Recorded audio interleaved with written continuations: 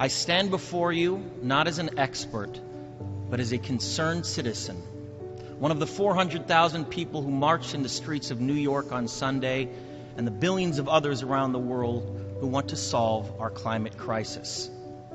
As an actor, I pretend for a living. I play fictitious characters, often solving fictitious problems. I believe that mankind has looked at climate change in that same way, as if it were a fiction, as if pretending that climate change wasn't real would somehow make it go away. But I think we all know better than that now. Every week we're seeing new and undeniable climate events, evidence that accelerated climate change is here right now. Our oceans are acidifying, with methane plumes rising up from the ocean floor. We are seeing extreme weather events and the West Antarctic and Greenland ice sheets melting at unprecedented rates, decades ahead of scientific projections. None of this is rhetoric, and none of it is hysteria. It is fact.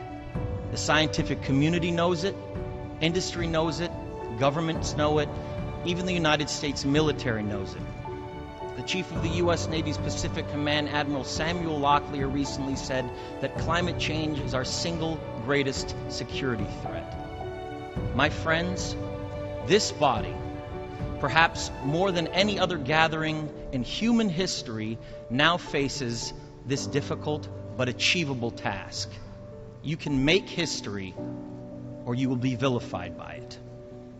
To be clear, this is not about just telling people to change their light bulbs or to buy a hybrid car.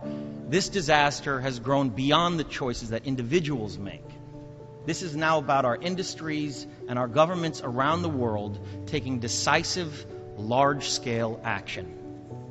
Now must be our moment for action. We need to put a price tag on carbon emissions and eliminate government subsidies for oil, coal, and gas companies. We need to end the free ride that industrial polluters have been given in the name of a free market economy.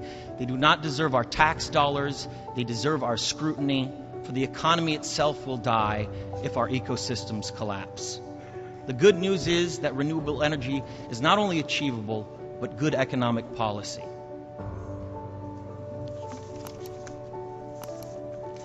This is not a partisan debate, it is a human one. Clean air and a livable climate are inalienable human rights.